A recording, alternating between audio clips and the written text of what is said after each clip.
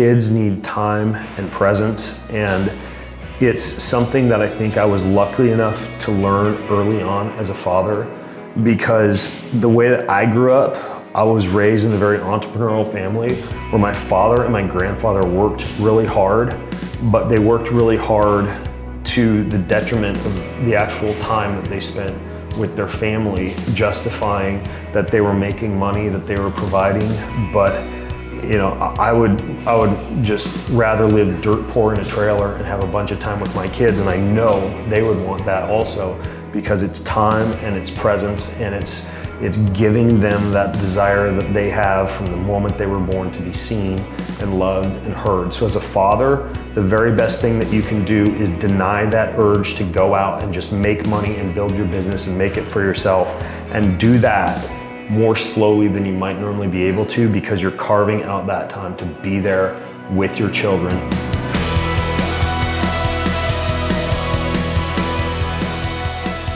All right, folks, I got a friend. He's one of the world's top personal trainers. Amazing guy. His name is Kris Gethin. Kris Gethin. And Kris and I were in India recently together on a little bit of a fitness and a biohacking and a speaking tour of India. We had a chance to sit down in front of hot mics and churn out some really helpful content for you. So this is a very special podcast because it's basically kind of a two-parter. Kris and I had a great chat at his gym right after I put him through a metabolically crushing workout. And then later on, we sat down in my hotel room and took some additional questions from listeners and members of Kris's group. And we put it all together for you in today's wide-ranging show. So if you want the show notes, which are going to be pretty helpful, I think, for this show, you can go to bengreenfieldlife.com/Gethin, Kris's last name, bengreenfieldlife.com/Gethin, Gethin. Enjoy this chat and this follow-up Q&A with Kris Gethin. Hello, everybody, and welcome to the Kris Gethin podcast, which is actually being hosted in Delhi today. The last time we did an interview, I think it was in Mumbai, maybe. It's all a blur. I don't even know. Yeah, it is a bit. Yeah. That was before the C word. But here we are in Delhi. This is our post-workout podcast. We just had a phenomenal workout. And that was a workout? Oh, and maybe as a warm-up for you. It's definitely a full-on workout. I only threw up 3 times. Well, I mean, we planned it out in the car last night, late, when it's easy to just write stuff down and feel like you can just go crush whatever you wrote down, and then we kind of painted ourselves into the corner of having to do what we said we would do. We did it though. Yeah, we did it. I tell you what was a struggle for me, which was quite surprising, was because I think I'm relatively strong, you know? And when we were doing those shoulder presses with the kettlebells, I was just destroyed. I had to go down in weights. I had to go down to the 16s. But core, not core. Yeah, my core was given away. Yeah, that's the trick. The unilateral loading and the asymmetrical nature of the kettlebell is one of the reasons it's a staple in my protocol, because you can get strong so fast. The idea though behind that concurrent style of training that we did is that it's very similar to the type of workouts that I like to do, especially when I travel, when time is tight, because you get everything in at once. Typically, I go superset 2 exercises, then you go to cardio. You know, we did 4 minutes today because we were targeting VO2 max, and that's the sweet spot for VO2 max is 4 minutes, up to 6 minutes. And then you go back to another superset. So today we did swings to push-ups to 4 minutes on the bike. Then we did kettlebell alternating overhead press with goblet squats to 4 minutes on the bike.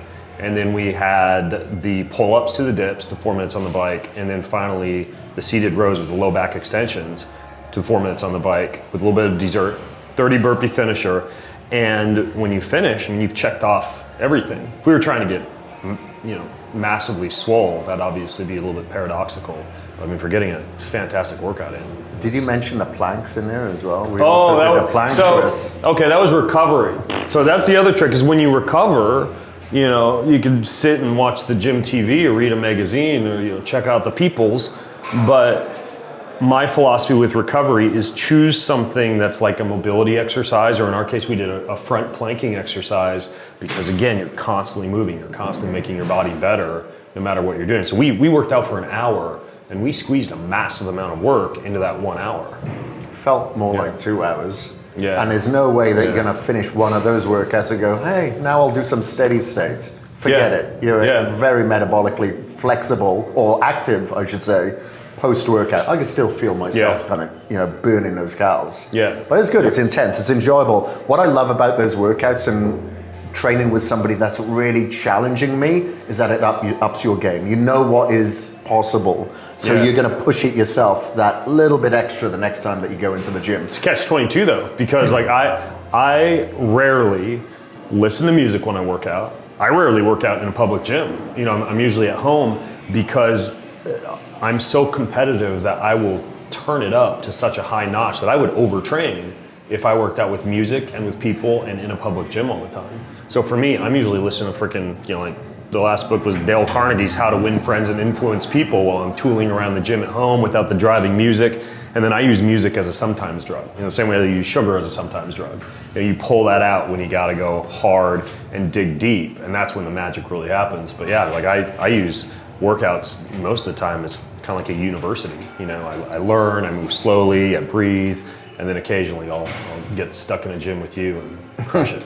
Yeah, and when you're training at home, obviously, like I see that you've been following a workout that the Mind Pump guys, Sal and whatever, kind of put together. Great guys, by the way. So shout out to Mind Pump. Yeah. Now you'll follow that protocol for a certain amount of time, and I know that you do all sorts. You do the ARX, you do the EMS sort of training. How long are your blocks usually, or is it kind of instinctive? It's instinctive. Most of the time I'll go seasonally, which typically means if you're kind of 3 to 4 months of a season, spring, summer, winter, fall, I'll be in there for 12 to 16 weeks choosing a certain protocol and then moving on to the next. And it's always based on my general philosophy that a few times a year you should have some big, hairy, audacious goal on your calendar that scares you a little bit and keeps you alive, right? So you mentioned Mind Pump.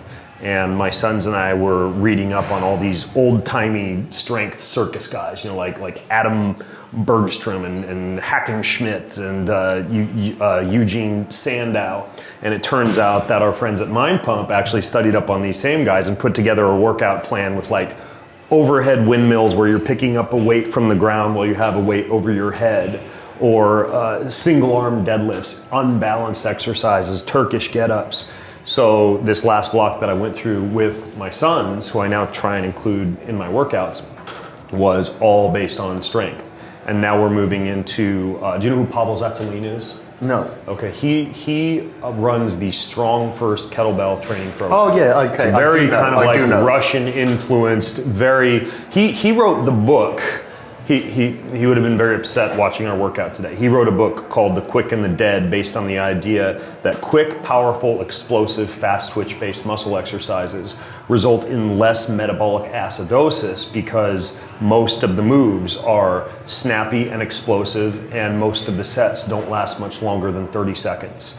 And it's obviously a style of training that's great for power, explosiveness, fast twitch muscle.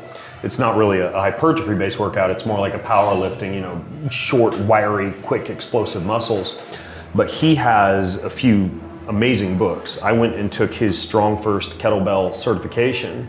And so my sons and I moved just now into a combination of what's called simple and sinister and quick and the dead. So an example of that would be the quick and the dead workout is an EMOM, where it's just 10 swings, 10 push-ups, every 90 seconds. So it's literally just like 10 swings and then you're just recovering for 45 seconds, with a pretty heavy kettlebell. I'll use like a 36 kilogram kettlebell for the swings, and then 10 push-ups similar to what we did today, with almost like a Russian Sistema style breathing with each push-up, where you're inhaling as you drop slowly and then explosively exhaling and popping up.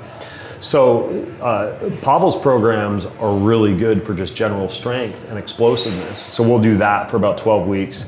And then we signed up for one of these Spartan DecaFit races, which is like a fitness race. Those are all the rage these days. High Rocks, Spartan, they're basically kind of like indoor stadium Spartan races where you've got a fitness station like a burpee to an overhead sandbag press, and then you've got a fitness station like a 500-meter row or a ski erg or a series of weighted lunges, and there's about a 500-meter run in between each. So you're doing 10 500-meter runs and 10 fitness stations. But that's based on the concept that we signed up for a DecaFit, right? I'm signing my sons up for the Strong First Kettlebell certification. So there's always something on the calendar that you're looking forward to, because I need that. I have to have something kind of ahead of me, some kind of like extrinsic, I'm gonna be embarrassed if I can't do this motivation to go in and choose a specific block. Yeah, that sense of urgency. Yeah. You have these long-term goals, but it's essential that you break them down into the shorter term. Now, when you talk about the explosiveness, do you think that is effective for pulling muscles as it is like pushing? Because I think of like chest, tricep, front delts, like explosive muscles, your glutes, your hamstrings, your quads. What about your pulling muscles, like your biceps, your back muscles? Do you feel that they correlate in a positive response to explosiveness too? From a biomechanical standpoint, you're looking at a longer moment arm that you're having to deal with. And the result of that means that it's more difficult to move a weight when you're doing a bicep curl or a pull-up through a range of motion explosively. So they're more difficult to do explosively. You can do them, but you're never gonna be as fast switch on those as you are the pushing exercise. And that kind of makes sense from a human primal standpoint, right? Like if we were brachiating and whatever, hanging from trees, for example, or pulling an object, like a sled or a plow, we'd be pulling it very slowly. But if we were hurling a rock or a spear or something like that, we'd be releasing it very quickly. Even like bow hunt, and you're pulling the bow back slowly, and you're not pushing it forward. You're just pulling slowly and then triggering and releasing. But if I was going to throw a spear, that's more of that pushing explosive exercise. So I think our bodies are just accustomed to pushing explosively and pulling under control. Right. Okay. Yeah. Now, the one thing that we did a seminar last night, and the one thing that you spoke about was our battery, our mitochondria. Yeah. And like a lot of people come to me today, especially as our environment has changed over the years, that they're lacking in energy. They don't have the enthusiasm to wake up in the morning early and get that workout or start their day with something hard. Yeah. They're procrastinating. They just don't have that motivation. Yeah. And our environment definitely has changed. Of course, we're eating bad food. We're having vegetable oils, sugars, staying up later, artificial light, EMFs, etc. What can people do? Because people say, I know I should eat healthy. Yeah. I know I should exercise, but I just don't have the batteries in order to go do that. What can people do to energize their mitochondria? Yeah, it's a vicious feedback loop because you don't have the energy and then you don't do it, and that results in even lower amounts of energy as you build obesity and inflammation and the like. So let's get the big, hairy, audacious elephant out of the room first. And this is a little bit esoteric, but you must have a life's purpose. And I've taught my sons this from a very early age. One of the first little programs that I brought them through, because we go through a book every 2 weeks at the Greenfield house. So my sons and I will read a book. We talk about it at about 7 p.m. before we gather for dinner. We go through a chapter or two a day, and then we move on to the next book. And it's a way for me to pass wisdom on to my sons. I'll usually read a book and decide if that's the one that I'm gonna take my sons through next. And I bounce from finance to philosophy to self-improvement to physical health. And so it's kind of this idea that there are certain things that your kids, even if they're homeschooled like mine are not necessarily going to learn at school, that your job as a parent is to teach them elsewhere. And we find that books and having a cadence of books that we go through on a regular basis is incredible, because I'll go through a book, I'll highlight it, I'll fold over pages. I'm very old school. Most of my books are physical books and they look like ragged newspapers by the time I finish them. But any of those ones with a lot of folded over pages and highlighted sections, I'll say, okay, I'm gonna read this again, but the second time I'm taking my sons through it. So I'll take them through that book, and it's cool because I give them my physical book and then I'll just buy another one for me to go through. So as they read it, they're reading it through Dad's eyes. They're seeing the things that I found important and the things that I underline, the things that I would really like for them to see. And even now when I read books thinking, what's a 15-year-old boy gonna see when I hand them this book in terms of the things that I found important? So the idea here is that one of the first books that I took them through in the self-improvement sector was a tiny little ebook that's still available called Ikigai 2.0. Ikigai is the Japanese term for life purpose, similar to how the Italians have the plan de vita. And it goes into the idea of what is it that you're naturally good at, what makes time go by quickly for you, as Mark Manson, the author, says, what makes you forget to eat and poop. And as you go through that book, you hone down your life skills, the things that come easy to you, the things that you're called to, and in some cases, even the potential for commercialization or monetization of that skill to the world, all down into one single succinct purpose for life. And that can change from season to season. Like, my purpose in life right now is to be a wise teacher, a wise human, a gracious teacher, and a humble leader, because I'm in a season of life where I want to do a better job listening to my gut and having a certain amount of discernment and wisdom, so wise human. I want to learn how to teach concepts without trying to make myself sound too smart and use big words, because that's a weakness of mine. I almost slip into this scenario where I think the way to impress people as a teacher is to say a bunch of things that make me sound impressive, but at the end of the day, that sometimes just makes people's heads spin. So gracious teacher, and then humble leader. I want to do a much better job leading my family and leading my team with humility and empathy and being able to relate to people and being able to say when I'm wrong and say sorry when I'm not. So if you have a single succinct purpose statement for your life and you wake up in the morning, that, in my opinion, beats everything for ripping you out of bed when motivation is low. You have to know why you're getting up in the first place, physical parameters aside. So that's the biggest variable. But then you get into, of course, the biological component, which we can't deny, the body and the brain. There's, the catch-all term in medicine, kind of similar to the catch-all term for fibromyalgia, right? My body hurts. I don't know why. It could be collagen and elastin degradation. It could be rheumatoid arthritis. It could be sensitivity to the nightshades that I'm eating. Who knows? And a lot of physicians will say, you have fibromyalgia, which doesn't really solve your problems. Similar scenario for chronic fatigue syndrome, right? Chronic fatigue syndrome is just feeling tired and sluggish and demotivated during the day, but it could be a sluggish thyroid hormone, because maybe you're not eating enough calories or enough carbohydrates, or you've got too much exposure to fluoride and chlorine and the type of things that are keeping your thyroid from operating properly. It could be a neurotransmitter deficit because you might not be consuming enough amino acids or vitamin D. It could be an issue with the actual lining of the nerves, the myelin sheaths where nerve signals propagate, which typically means that you need two different fats for that to work properly, because these two different fats actually make up the myelin sheath. And those two fats are DHA and oleic acid. DHA from things like fish oil and Mediterranean fats, and oleic acid from olive oil, as the name kind of implies, avocado oil, etc. You could go on and on, mold sensitivity, Epstein-Barr, Lyme. So you have to dig a little bit when it comes to some of the biological reasons that one would feel demotivated or fatigued or so sluggish that they can't accomplish their purpose in life, even if they have it. They're dead by 2 p.m. or they have a difficult time getting out of bed. Obviously, part of this involves testing, lab testing, quantification, actually figuring out, what are your thyroid parameters? Do you have mycotoxins in your urine if you do a urinary mycotoxin test? Do you have hormone deficits if you do a urinary test, like the Dutch hormone test? So obviously a lot of digging, which might sound a little bit intimidating to folks, but that's why guys like you and me exist, to actually help walk people through this type of stuff.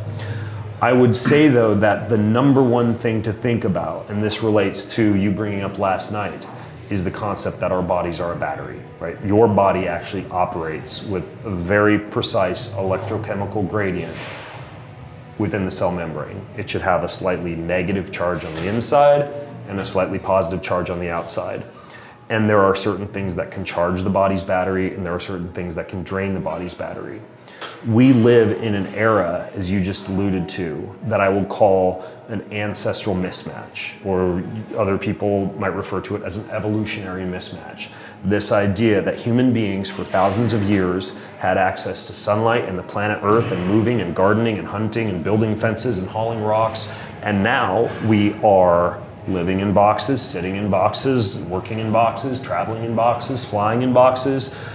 We have access to a host of highly palatable foods, and we don't move as much as we're really meant to move. All of these parameters tend to drain the body's battery, with probably the most significant being the electrical soup that we live in.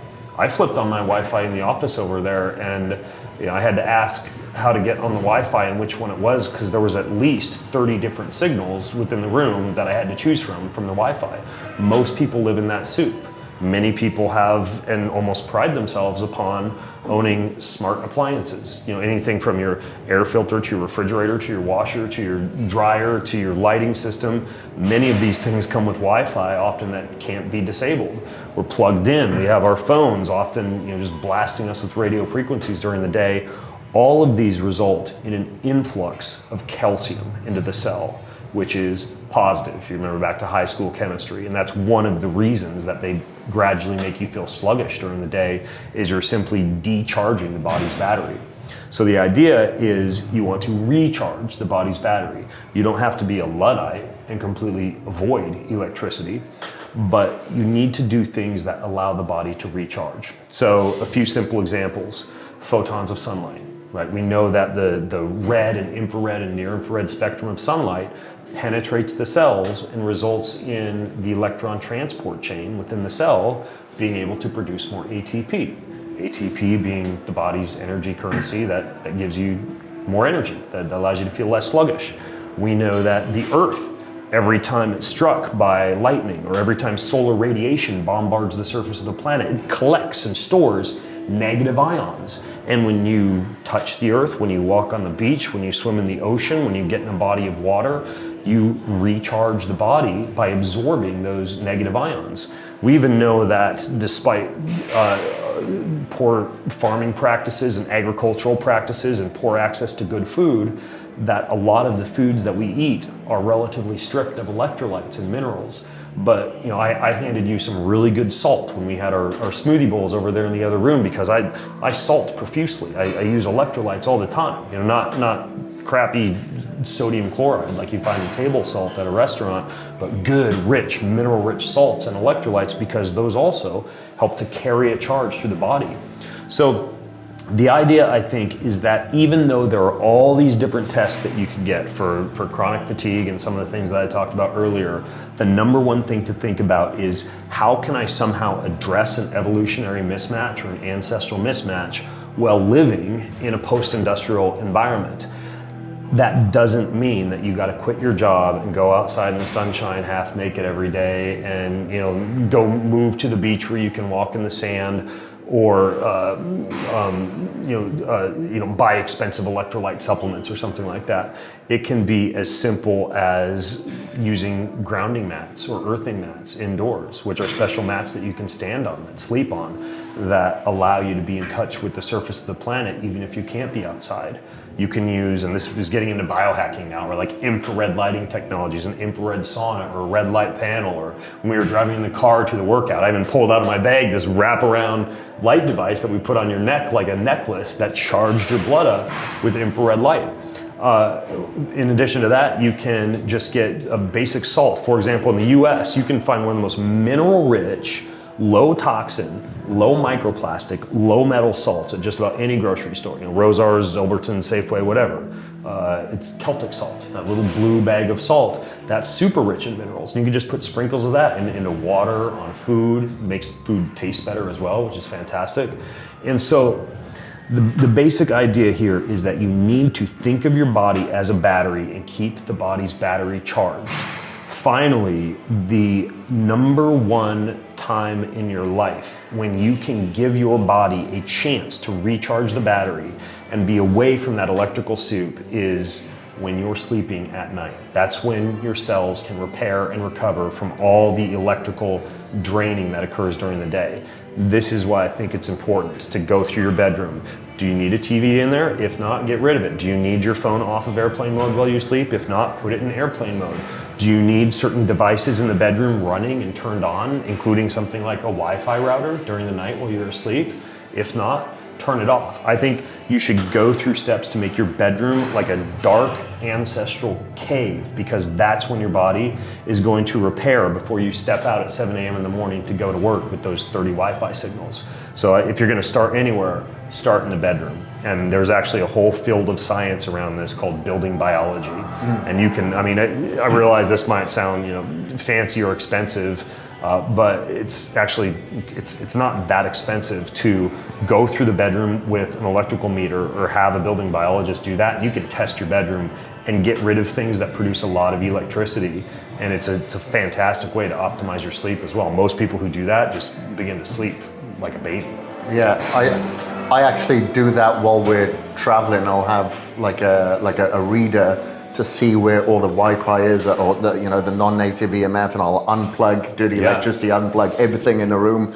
And you know, we've had Brian Hoyer come and stay at our house and do the same sort of thing. Brian Hoyer, shielded healing. Shielded healing, yeah. Fantastic. And the unfortunate thing is our bedroom was the worst in the entire house. Yeah. You know, it's usually on the second floor, it's going to be a little bit worse as well. That's why we do try to, you know, when we stay in a hotel, try to go on one of the lower floors if possible.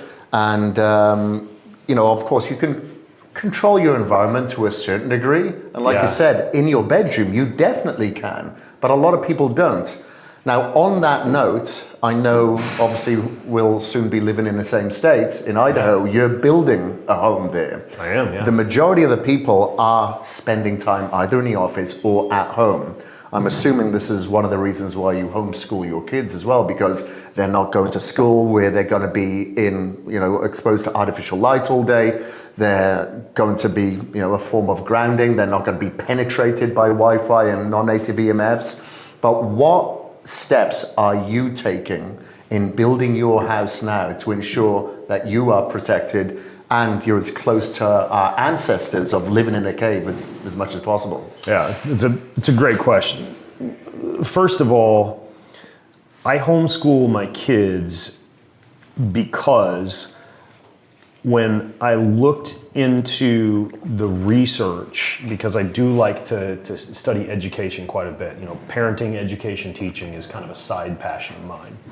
It turns out that the enjoyment and the social life and the excitement of going to school begins to be outweighed by the pressures of homework, tests, you know, late night stress, finals, etc. at about age 13.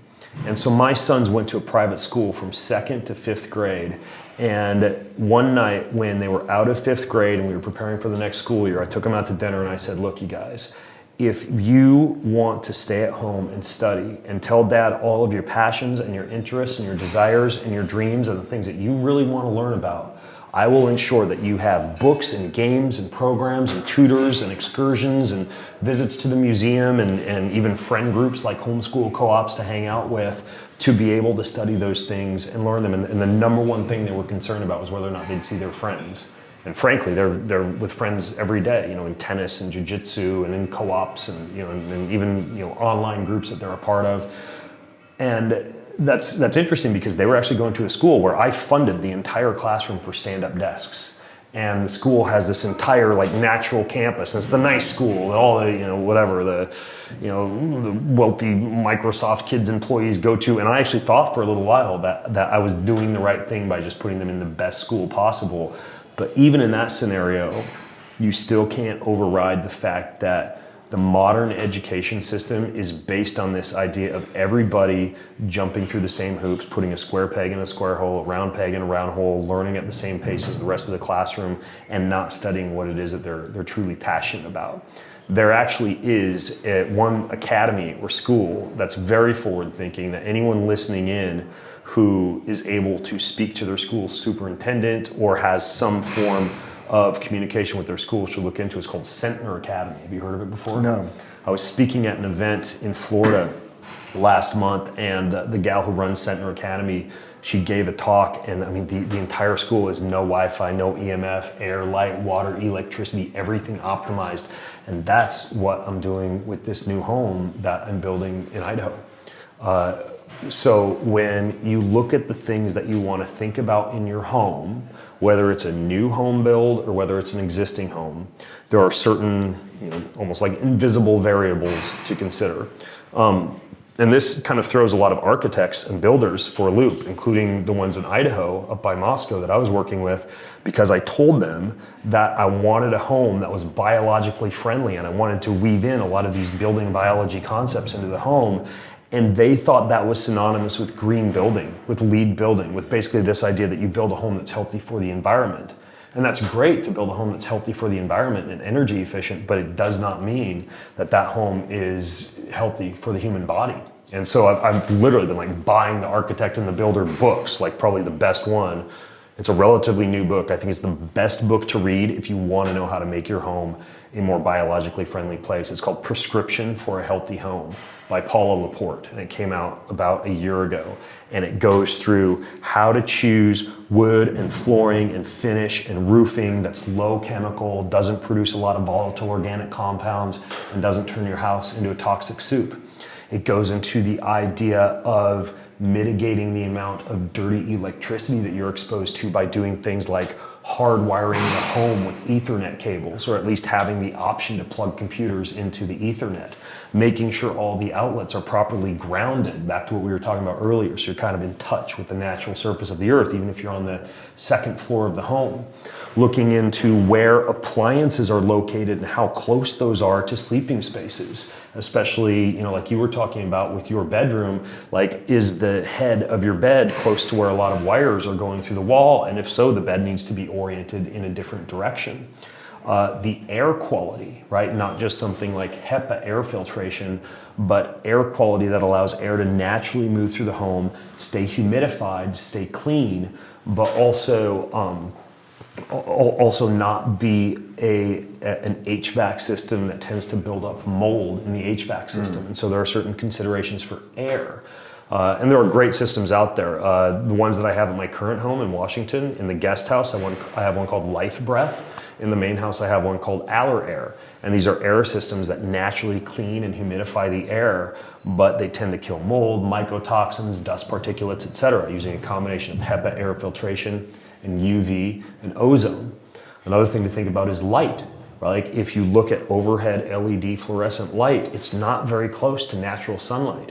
It flickers, it produces this little bit of irritation that on your eyes tends to cause brain fog and tiredness and sluggishness, which is what we're talking about earlier, towards the end of the day. So there are different forms of lighting, namely incandescent, which unfortunately right now is in the process of being outlawed in the US because it's not energy efficient enough, which is ridiculous because it lasts so much longer than LED bulbs that at the end of the day, all of the waste from LED bulbs makes them technically worse for the planet than incandescent lighting.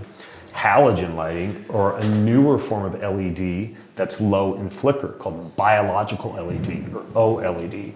So the lighting system in the house is important, even down to the idea of having warm reddish orange lighting in the sleeping areas of the house versus bright overhead fluorescent lighting.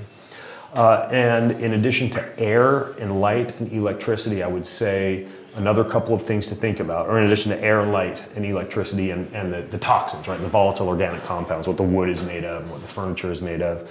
The last thing to think about is the water in the home, the water you're bathing in, right? Because your skin is a mouth, the water that you're drinking, the water that you're using on your lawn, whatever. You want to make sure that it's properly filtered. All the more so if you're on a municipal water supply, but even if you're on a well, like wells can have glyphosate in them from runoff from a nearby farm. They can have high levels of iron, which can build up in the body and kind of rust the inside of the body. It can have high levels of bacteria. So when it comes to water, typically you want a really good reverse osmosis system or a really good carbon block filtration system.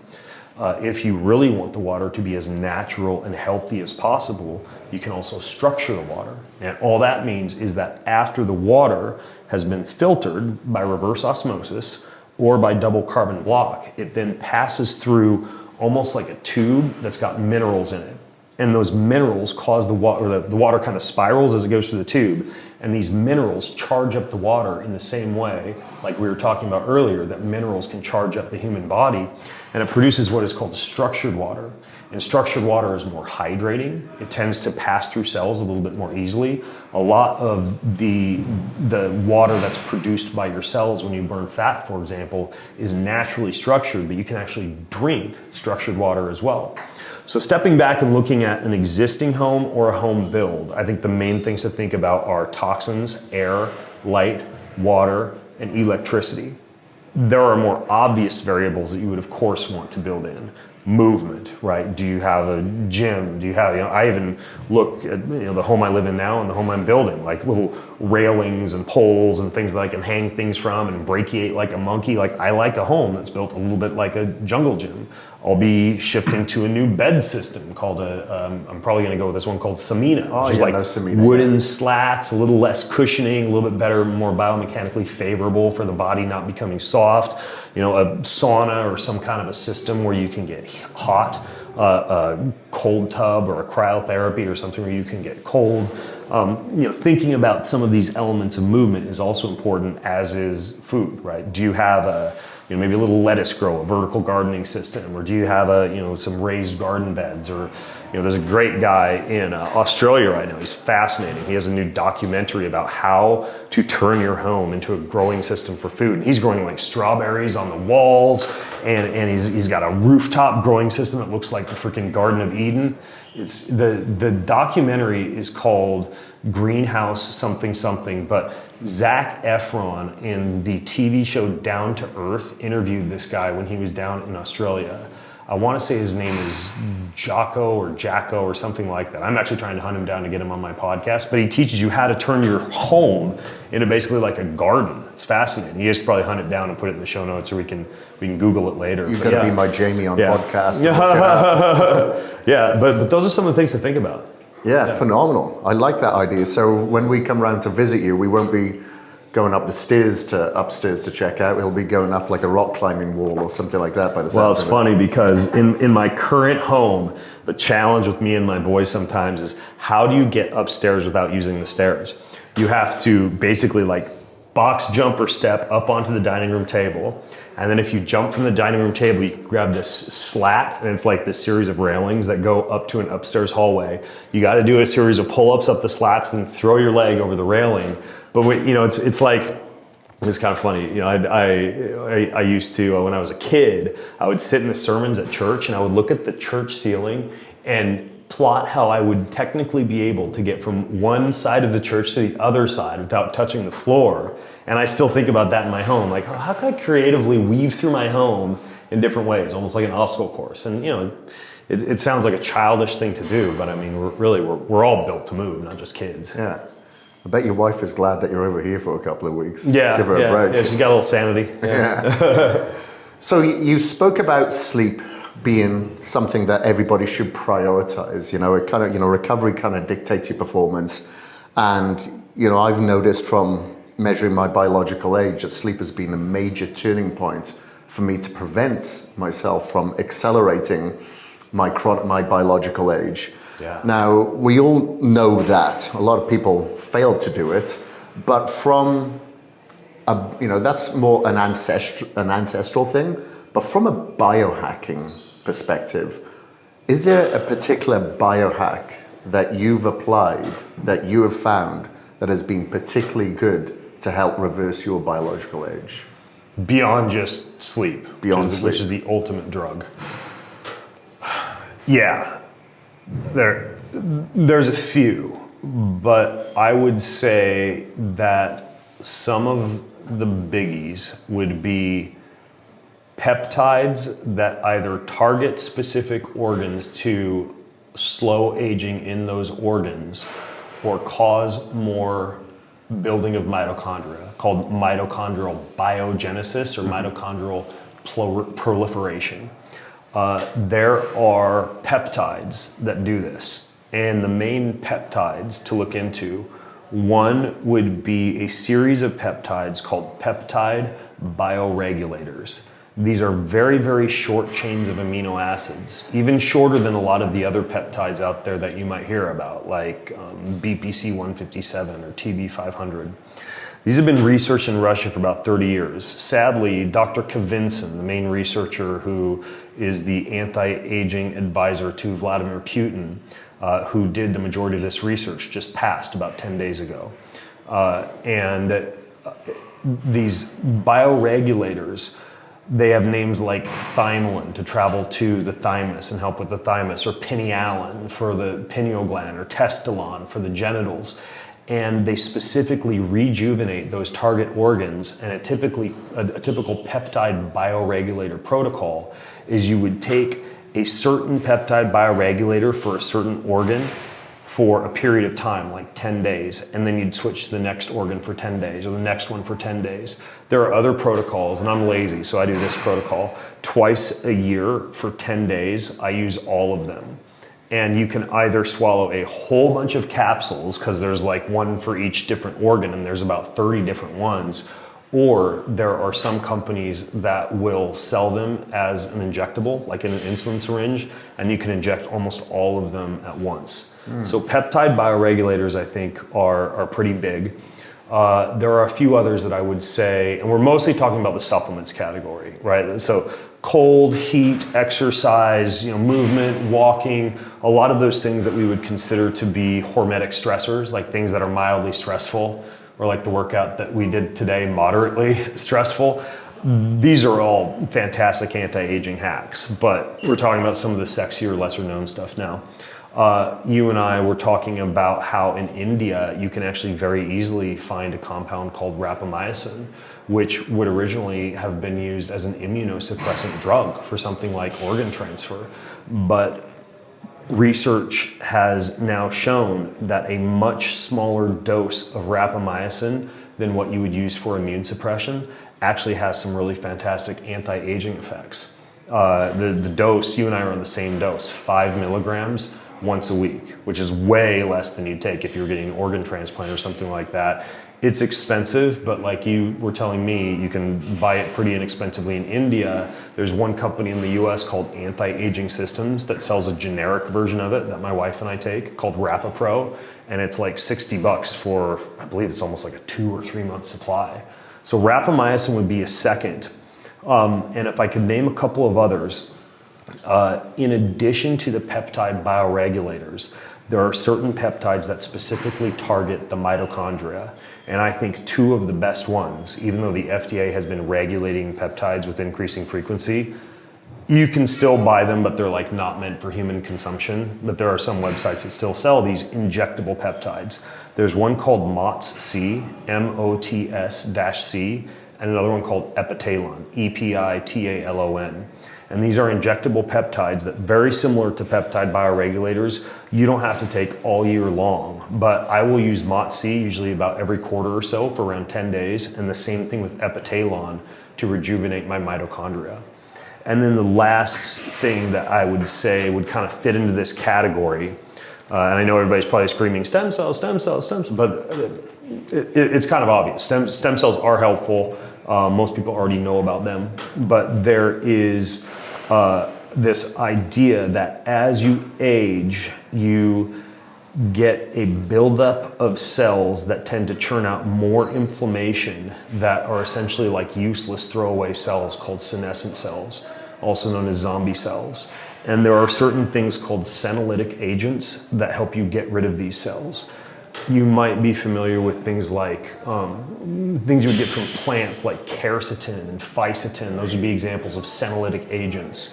I even think NAD acts a little bit like a senolytic agent as well, or at least combines well with senolytic agents. And NAD is fantastic, regardless, for a host of things: sleep deprivation and cell repair and recovery and anti-aging.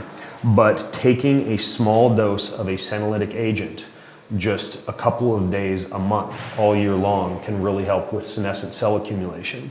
Now, it's interesting because you don't want to start doing that at too early of an age. your body actually needs anabolism and growth, and frankly, the buildup of senescent cells up until the time you're around 40 to 45 years old, at which point that accumulation begins to not serve you very well from an aging standpoint. So if you're younger, you don't need to focus on these senolytic agents, but as you age, you can look into taking senolytics as a strategy as well. So in a nutshell, we've got, in addition to just like sleep, exercise, heat, cold, etc., peptide bioregulators, peptides like MOTS-c and epitalon, rapamycin, and senolytic agents as 4 examples of newer compounds that are pretty darn good for longevity and age reversal. Okay, now speaking about NAD, we were talking about NAD a little bit earlier. We know that after the age of say 40, NAD levels decline rapidly and continue to do so. But what about somebody that is maybe in their 30s, but they had very stressful life, not much sleep, they've been drinking a lot of alcohol, partying? Would you say those people should be taking NAD just based on their lifestyle choices? Well, if you were anything like me, you could have a 6-pack or more in college and get up and run a marathon the next day. And nowadays, you feel like you're relegated to your bed for a couple of days after something like that. And part of that is the decline in the pool of available NAD, which can decline remarkably. I mean, by the time you're like 80 years old, there's some statistics that show you got like 90% of your NAD just gone. So supplementation with NAD, I think, is a must as you age, but in particular, if you are inflamed, if you're beat up, if you're traveling, if you're jet lagged, or I think most significantly, if you're sleep deprived, NAD is a really great hack. And there's obviously different forms of NAD. You can get NMN or NR. There's just like the dirt cheap niacinamide. Even niacinamide, the problem with it is it degrades pretty quickly and it's not in your body for very long. You and I both use a form called NAD Regen by BioStack Labs. That is a specific form of NAD called NAD3. And it's formulated in such a manner that it keeps your NAD pools elevated for a longer period of time and keeps the niacinamide from breaking down as quickly. So that'd be an example of something that you can use as a daily supplement, but in particular, like today, I'm sleep deprived, right? We're traveling, we're in India. I took NAD this morning, and then I just took another dose before this podcast because, in my opinion, the 2 best things to take if you're sleep deprived, beside this wonderful cup of coffee, is NAD and creatine. That's like my sleep deprivation hack, and that's a really good way to use NAD. Right, okay, got it. Now, we've got a couple more questions left, but I really wanted to talk to you about the visit that you had to Miami recently with Dr. John for your prostate, because I've had an issue with frequent urination during the evening. Yeah. And of course, if you go to the doctor, you get a prostate exam, they don't really tell you everything that you need to know. So why did you see Dr. John, and can you talk us through this protocol that you had for your prostate and what we were hoping to get out of it? I don't know if this is true, but I've had several physicians tell me that almost every man has prostate cancer at some point in their life. They might not die of it, but almost every man dies with prostate cancer. It just develops, tumors in the prostate over a period of time. I don't know why that is. I don't know if that's true, but I do know that prostate enlargement occurs with age, and that's one of the reasons why men as they age get up to pee at night. And that might not seem like that big of a deal, but you and I and probably every older man listening knows that one of the issues with that is it's also because your natural melatonin production decreases as you age. Very difficult to get back to sleep after you've gotten up to pee at night. And if you've got 2 or 3 nighttime awakenings, sometimes you can be in bed for 8 hours and only log 6.5 hours of sleep because each time it takes you like 20 to 30 minutes to fall back asleep. It's even worse if you breaking that lighting rule I talked about earlier. You have bright lights. I have red lights. I actually have these movement detection red lights next to my toilet that turn on when I walk into the bathroom. so that I don't disrupt melatonin production. Are they the when I get up mobile at ones night with to magnets pee. you can put up They're the anywhere? ones that we got at the Health Optimization Summit. I've I don't got even it. remember the brand. It's a German brand. Okay, It's Filt Blocks or something like that. Yeah, we could probably find it and put it in the show notes. So anyways, the prostate enlargement is an issue. And of course, if you have your PSA, your prostate-specific antigen tested, and that's elevated, that is also a risk factor for prostate cancer. Finally, and this is something new that I've learned, many men have infections in their prostate. Similar to how women can get yeast infections, men can have yeast, fungus, bacteria, etc. And in addition, that can be transferred to their partner.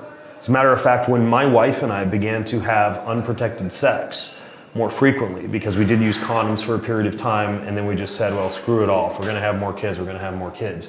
But she started getting yeast infections. And there's a high probability that she was getting those from fungal infections that I was carrying in my prostate. Now, I talked at length with Dr. John about this, and we even did a podcast on it. And he came up with this protocol that I did when I was in Florida to actually, in a way, clean the prostate gland, reduce risk of prostate cancer, get rid of yeast, fungus, bacteria, microbes, etc., and reduce nighttime urination, almost like a youthfulness overhaul for the prostate gland.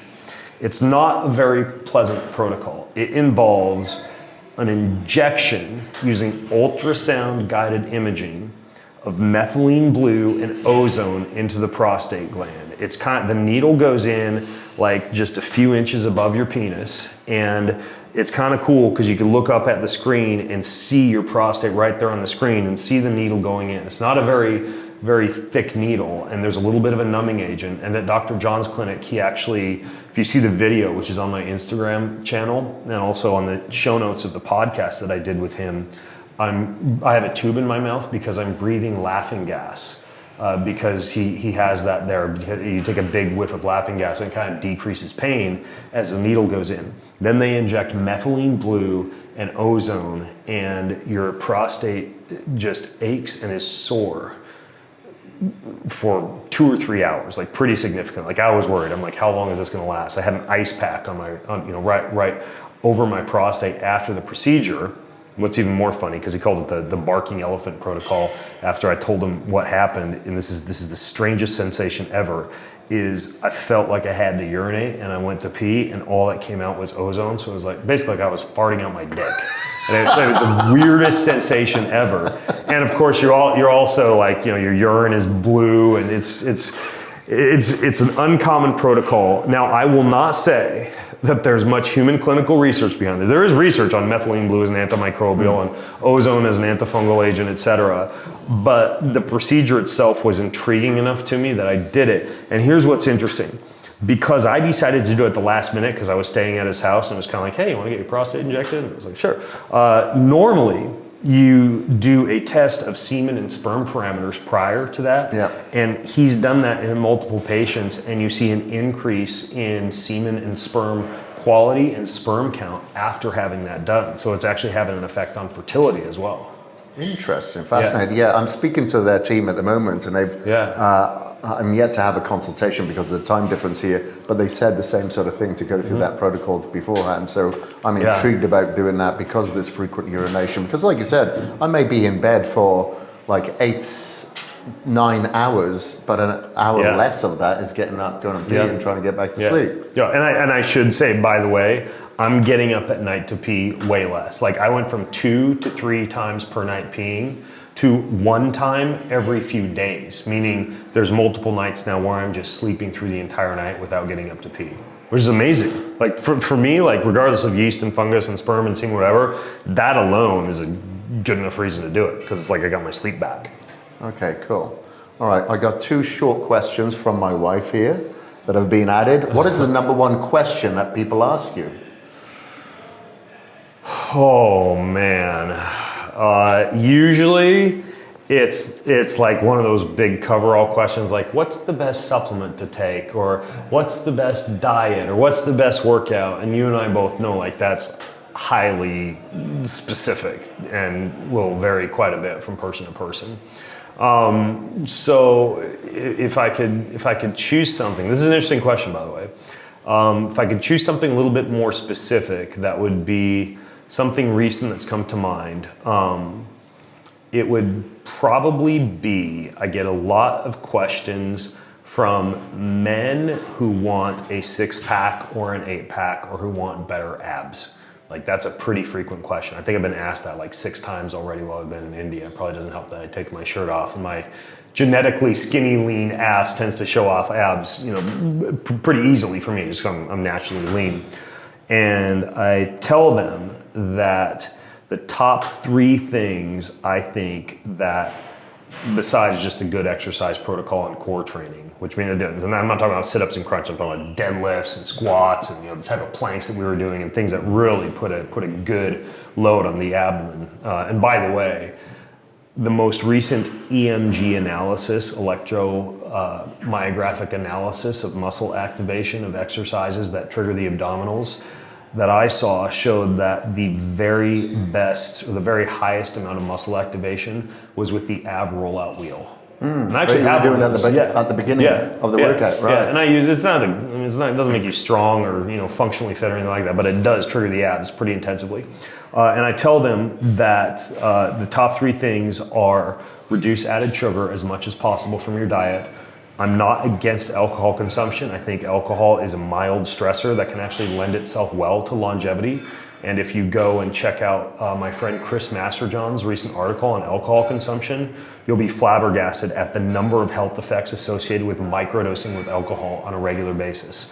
But it does not help with a man getting a 6-pack. It's probably because alcohol, like fructose, is burnt before anything else, so it's much, much easier to accumulate visceral fat and subcutaneous fat around the abdominals if you're drinking alcohol. Same thing could be said for high fructose corn syrup, even fruit to a certain extent, and fructose. So limit added sugars, limit alcohol, and then get up in the morning in a fasted state, consume a thermogenic agent like caffeine or green tea, exercise aerobically for 20 to 45 minutes in an easy conversational state, and then get cold for 2 to 5 minutes.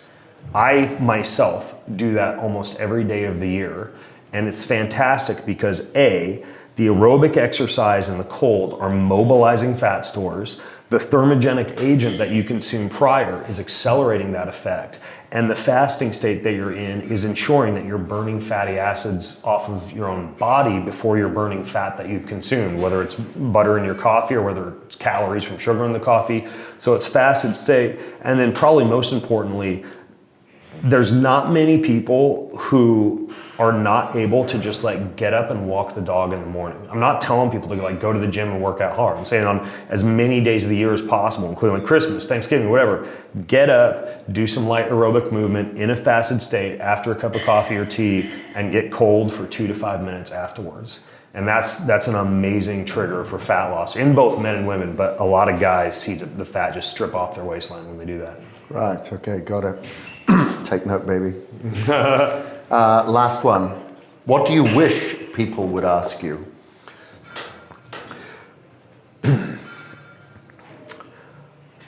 I wish that people would ask me how to be a better father and a better husband.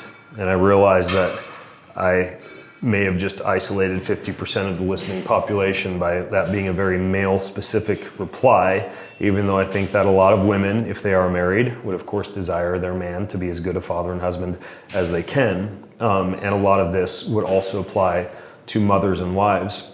And of course, we could talk for a very long time about this, but there's 2 really important things to understand. Human beings have a deep desire to be seen and loved and heard. I talked about Dale Carnegie's How to Win Friends and Influence People as a book that I listened to at the gym recently. It's a perfect example of that. When it comes to your children, they need time and presence. They don't care how much you're working, how much money you make, how many cool vacations to luxury locales that you took them to. they want you to sit on the living room floor and play Monopoly with them for a couple hours, or skip all of your Instagram checking at night because you're literally reading them a story in bed for 20 minutes, or you're like running your hand through their hair, just eye gazing as you play their favorite song in bed before they go to bed at night. Like, kids need time and presence, and it's something that I think I was lucky enough to learn early on as a father, because the way that I grew up, I was raised in a very entrepreneurial family where my father and my grandfather worked really hard, but they worked really hard to the detriment of the actual time that they spent with their family, justifying that they were making money, that they were providing. But you know, I would just rather live dirt poor in a trailer and have a bunch of time with my kids, and I know they would want that also, because it's time and it's presence and it's giving them that desire that they have from the moment they were born to be seen and loved and heard. So as a father, the very best thing that you can do is deny that urge to go out and just make money and build your business and make it for yourself, and do that more slowly than you might normally be able to, because you're carving out that time to be there with your children. And trust me, it's inconvenient, and there's so many times when I'm reading a book to my kids or playing a game with them when I really want to be working. I really do. But I suppress that urge, and I think because of that, I have a really close relationship with all the way down to workouts. I don't like, believe it or not, Kris, to work out with other people. I like to just do my own thing and get in my head, but I have inconvenient workouts with my sons where I'm stopping every 5 minutes to show them how to do the kettlebell swing properly, or waiting for them to go upstairs and take a peek, so they got to stop for a second or whatever, because I know that it's important that I spend that time with them. And then as far as being a better husband, the three main things to know about are: first, wives or husbands, the same as children, they need time and they need presence. Not necessarily money and you going off and making a living. They just want you to be there and lend an ear. The main relationship tip that I could give you for your relationship with your spouse, even though there are of course many, I'll give you two. The first is study the 5 love languages and know your spouse's love language, right? So for my wife, it's time spent together, right? It's not gifts, it's not what mine is, which is words of affirmation. Hey babe, you're doing a great job today, keep it up. It's not physical touch, even though all those things are important. Everybody has a little bit of each of the 5 love languages in them, but my wife wants time. She wants us to sit in bed and just like talk for 20 minutes before we go to bed at night. And she wants to go on a walk and just be holding my hand and talk. And she wants to have those regularly scheduled date nights where it's just me and her, and none of the other people or the podcast or the business. It's just me and her. So we know each other's love languages. She knows mine is words of affirmation. I know hers is time spent.